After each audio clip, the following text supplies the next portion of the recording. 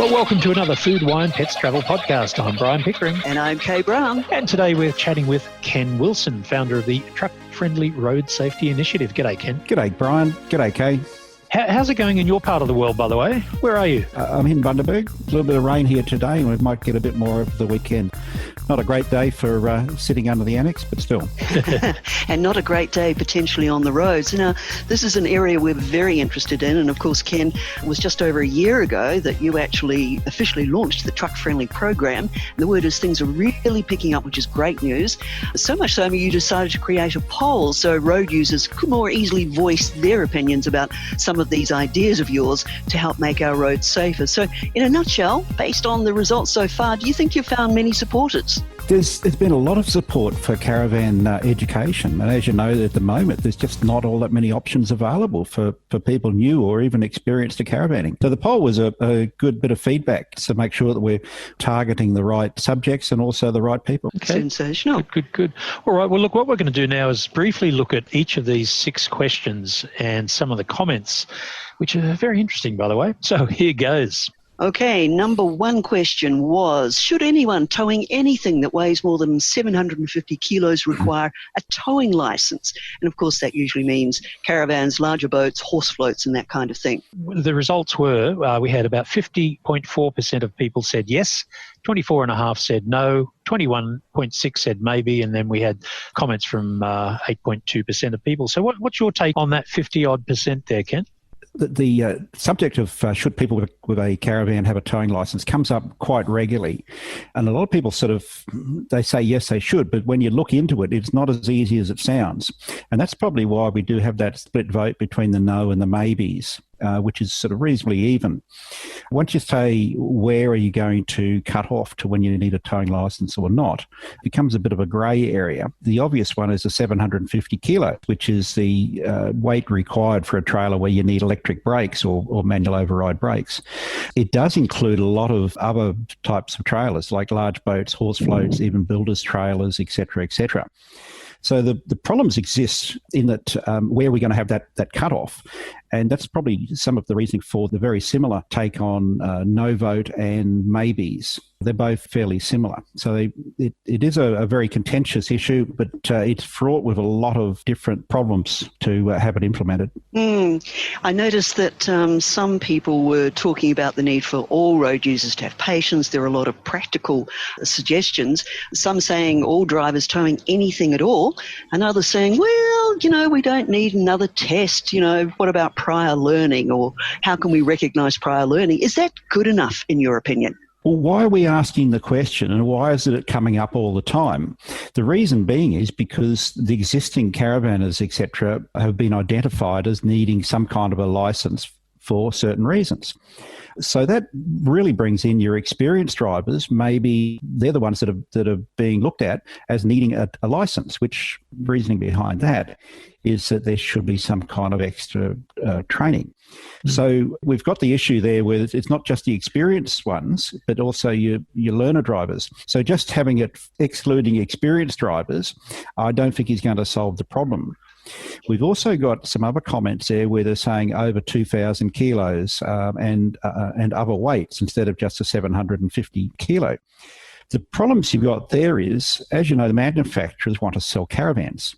So if you put, for example, a 2,000 kilo weight limit on your caravan, what I believe we'd end up having is a lot of caravan manufacturers will be having maximum weights of their caravans or the ATMs of their caravan weighed down to, 1,900 kilos or something like that, so that they can be towed by people who don't have a license. Now, that can come at the cost of any extra load you can put in your vehicle, and people will tend to still carry the same amount of stuff. So what we're going to end up with is more caravans overweight and unroadworthy. So there's more to it than meets the eye, that's for sure. Absolutely. Well, moving right along on to our next question about towing courses. Brian, could you read the question? Okay. Would towing courses help improve road safety awareness?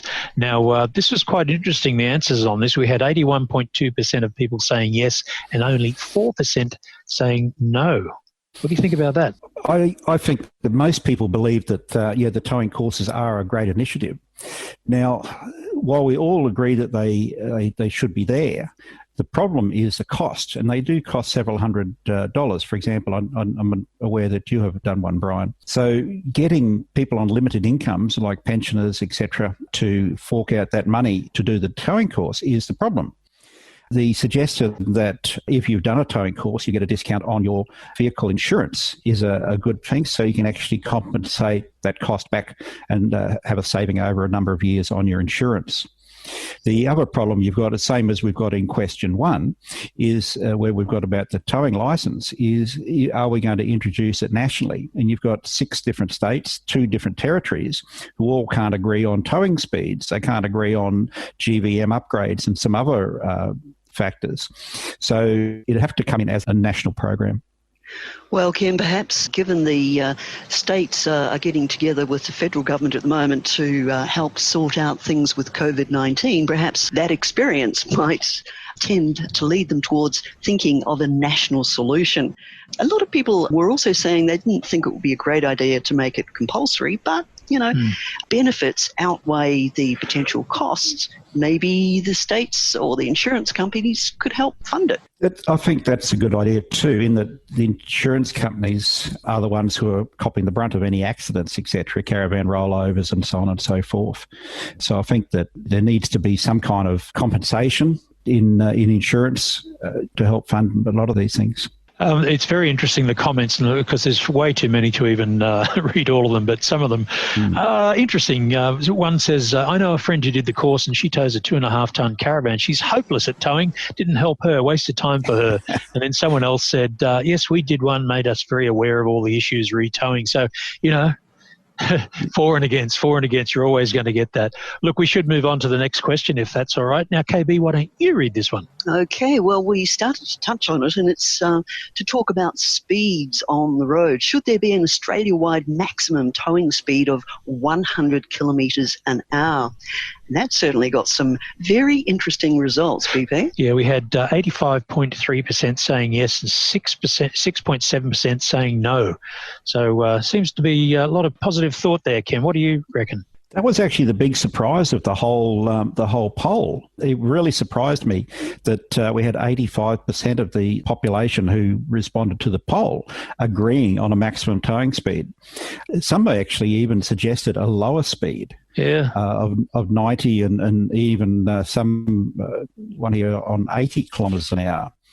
Some of them were saying that they should be reduced so that the trucks can get around us quicker. Now, I don't know whether that's going to benefit the trucks by having a lower maximum speed. If you can safely tow at 100 kilometres an hour, that's fine. And you've got the rig set up properly and you've got the confidence and the ability to do that. However, as you know, a lot of us tow at 90 to 95 for fuel economy and other factors. And if you've got strong winds, we might slow down that as well. Yeah. New South Wales and Western Australia already have a 100 kilometre hour speed limit. So introducing that nationally, I think, is probably a good idea, in that speed is one of the contributing factors to caravan rollovers. And on the Sunshine Coast area of Queensland, in the 110 zone, in the Sunshine Coast, there's been 20 caravan rollovers just in the last 4 years. It is a concern. Okay. Now, listen, I'm very careful of weights. We weigh absolutely everything, to the point where I've actually lost 4 kilos recently, just so we can put another couple of bottles of red wine in. But the annual weighbridge certificate, this is question 4, the annual weighbridge certificate to be produced on demand by Police Australia-wide. We asked people what did they think about that. Very interesting, I think, is sort of half between, half saying yes, half saying no, half saying maybe. So 37.5 saying yes and no 26.4. What do you reckon about annual weighbridge certificates? I agree. In the poll, it was a very even split, 37, 26 and 29% for yes, no and maybe. I think how to police it is a concern, and that's maybe reflected in the high maybe category. There was quite a few comments on there as to when to do it, how long they should last for. And others pointed out too that, you might get a weighbridge certificate and then take it home and then put all your gear in the caravan, in which case the weighbridge certificate is basically useless for what you're actually towing on the road at that time. But what it does do, by having an annual weighbridge certificate, it makes people more aware of where they are at that point in time. And if they're constantly overweight, hopefully they'll take a few things out and rearrange some items so that they can be within the legal limits of their caravan and tow vehicle. Okay. It was very interesting to see that several people actually looked at the idea of caravanners and motorhomes actually being checked at the heavy vehicle weighbridges that the trucks go through. Are there enough of those around the country, do you think, Ken? Or perhaps if there were more of them, that also could come into play? I think there is a strong need for more random compliance checking. Caravan in Queensland and Queensland TMR, Transport and Main Roads, do free caravan safety checks. They're on hold now because of COVID, but they're available throughout the state at various times. Now, they do a complete check of your weights and also your gas and all that sort of stuff in the vehicle. They're very good. But what we're finding there is it's the people who are interested in road safety who attend these.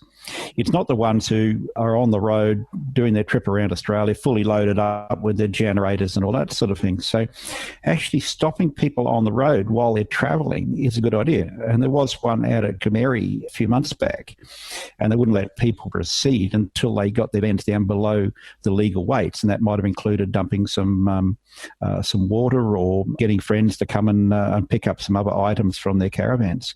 So it was a good learning exercise for those people, I believe. Yeah, we try and get weighed every time we move off somewhere if we've been there for a little while, more than a week or so. And, I think it was $45 at one place in Sydney, and then it was about $25 in Cairns and somewhere else. So different prices. And yes, it's something we need to think about, as well as weight distribution, which we'll get into in another time. Alrighty, moving on very quickly. Question 5. Would you like to see free caravan road safety workshops in caravan parks?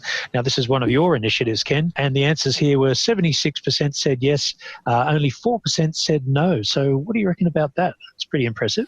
Every time I've mentioned having these free caravan road safety workshops, they've got a very, very good response. There's a 16% maybe, and I think that is largely, judging by the comments, is that they also want them in free camps, etc., because a lot of people don't use the caravan parks. And that is actually part of the original plan, to have these road safety workshops in caravan parks, caravan club rallies, and also in free camps. And my vehicle is set up to do these presentations in the middle of a cow paddock.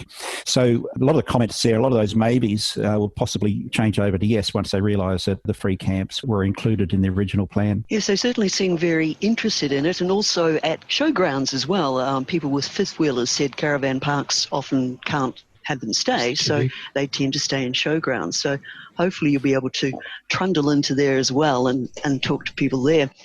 Moving on to our question number 6. The idea is to have those at 4 o'clock drinks. There's a bit of a double whammy there. You can have a drink, but don't drive anywhere afterwards. Yes. Okay, moving on to question 6.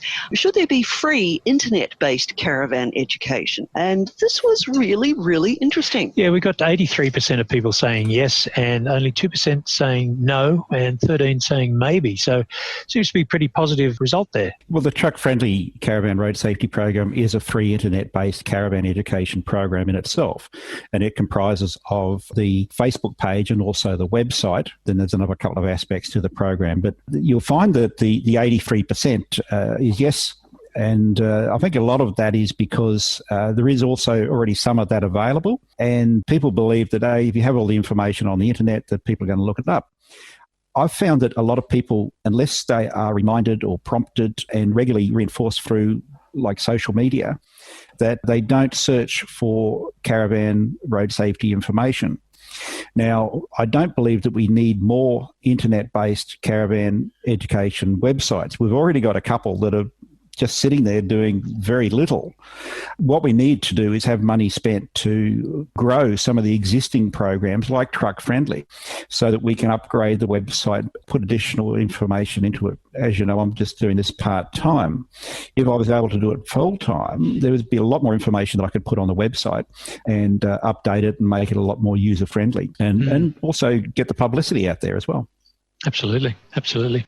With regards to the online education stuff, I think it'd be good to do some kind of a Q&A, a little bit like this poll. It's like, what's a GVM, what's a ATM, what's a this, that, and the other. That might just help some people who don't know anything about it. Or it starts feeling like gobbledygook after a while. I mean, I love doing the towing course, and part of that was they checked that you do understand all these acronyms, but oh my goodness, it's complicated. And I think sort of, people learn it and then it goes in one ear and out the other. So, Ken, is there an easier way for people to remember all this stuff? The acronyms are always a little bit of a concern, but I'm looking at writing another article regarding a lot of that terminology, etc.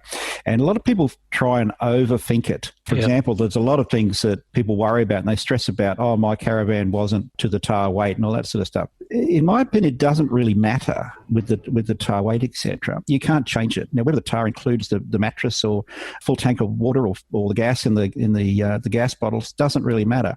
You've got to look at the total weight on your caravan, which is your ATM and also your GTM.